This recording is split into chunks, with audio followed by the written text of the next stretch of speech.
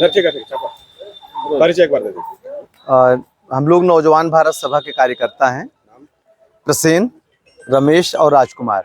प्रसेन जी, आज ये किस तरह का आप तख्ती लेकर टहल रहे हैं, क्या है पूरा मामला? असल में मोदी सरकार ने पिछले दिनों 4 लेबर कोड लागू किया है और ये चारों लेबर कोड कर्मचारियों के और जो युवा पीढ़ी तैयारियां कर रहे हैं एग्जाम में, परीक्षाओं की, सरकारी जॉब के लिए, उनके लिए बहुत खतरनाक हैं।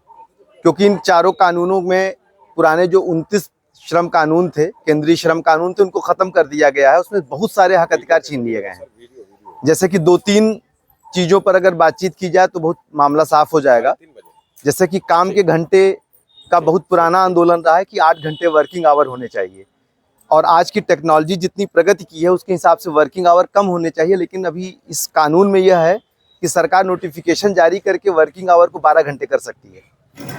दूसरा इसमें है कि जैसे बहुत सारे जो ज़रूरी विभाग थे, पहले ये था कानून में कि जैसे रेल है, बिजली है, ये सब ज़रूरी विभागों में आते हैं कि इनके एम्प्लॉयज़ को अगर स्ट्राइक करनी है तो वो 7 दिन पहले सरकार को नोटिस देकर के स्ट्राइक कर सकते हैं।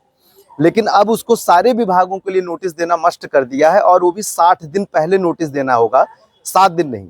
तो 60 दिन इतना ज़्यादा वक्त होता है कि उसमें सरकार बहुत आसानी से लोगों को तोड़ सकती है, तिकड़म कर सकती है, लोगों को डरा सकती है, यानी कि स्ट्राइक होने ही ना दे। और इसी तरीके से जो यूनियन बनाने का, जो कि एक लोकतांत्रिक देश में किसी भी कर्मचारी का, किसी भी व्यक्ति का हक है कि वो अपने अधिकारों के लिए आवाज़ उठाए, तो यूनियन बनाने के अधिकार को भी इसमें बहुत बर्बाद किया गया है। पहले ये था कि 10% अगर वर्कर्स आपके साथ हैं तो आप यूनियन का रजिस्ट्रेशन करा सकते हैं, लेकिन अब उसको समय बढ़ाकर 51% कर दिया गया है। तो कुल मिलाकर हम लोग इसी चीज़ को लेकर जा रहे हैं कि पुरानी पेंशन से लेकर के बहुत सारी चीज़ें तो वैसे ही छीनी गई, अब धीरे धीरे और भी चीज़ों पर हमला है। और दूसरा हम लोग कहना है कि अभी जो 12 तारीख को नेशनल प्रोटेस्ट है और नेशनल स्ट्राइक का कॉल है, सारे विभाग इस पे हड़ताल पे जा रहे हैं, लेकिन हम लोग कहना है कि एक दिन से नहीं कुछ काम बनने वाला है। आप किस विभाग से हैं? मैं किसी विभाग से, हम लोग का नौजवान भारत सभा संगठन है, हम लोग किसी सरकारी विभाग से नहीं है। लेकिन हम लोगों का ये मानना है कि चूंकि नौजवानों के ऊपर भी ये संकट आने वाले दिन में आएगा, इसलिए नौजवानों को भी इसके समर्थन में आगे आना चाहिए। और इस रूप में हम लोग, इस संबंध में किसी से आप लोग मिले?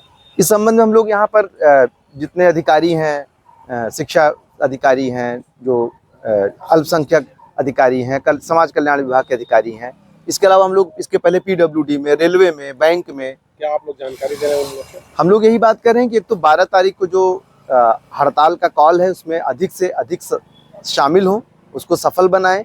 और दूसरी बात हम लोग ये कह रहे हैं कि एक इस आंदोलन को और लंबा किया जाए, क्योंकि एक दिन के हड़ताल को हजम करने की ताकत सरकार में है। सवाल ये है कि आप लोग जो है कहाँ पे धरना करेंगे? अभी ये कचहरी में होगा, ज़्यादातर जगहों पर, मऊ में, गाजीपुर में और भी शहरों में कचहरी पर लोग इकट्ठे होंगे और वहाँ पर जुलूस निकलेगा और उसके बाद फिर जिलाधिकारी को और इन सब लोगों को ज्ञापन दिया जाएगा। क्या उम्मीद है इसमें सभी विभाग के लोग शामिल होंगे? मतलब ज़्यादा उम्मीद तो ये, क्योंकि सभी यूनियनें भी इसमें कॉल में शामिल हैं, तो ज़्यादातर विभागों की है गुंजाइश के लोग शामिल होंगे इसमें। नेतृत्व कौन करेगा? नेतृत्व अलग अलग यूनियनों का फेडरेशन है, जिसमें कि बहुत सारी यूनियनें हैं, तो अलग अलग विभागों की, तो उनका एक फेडरेशन है, तो फेडरेशन एक ज्वाइंट लीडरशिप दे रहा है, एक संयुक्त नेतृत्व दे रहा है। समर्थन कितना आपको मिल रहा है? समर्थन तो बहुत ज़्यादा है, इसलिए कि लंबे समय से लोग इतना इस सवाल से परेशान हैं और लोग प्रताड़ित हैं। बस लोग डर के मारा और एकजुटता की कमी के कारण नहीं बोल पा रहे हैं, लेकिन लोग एकजुट कर रहे हैं। जी बिल्कुल जी, शुक्रिया।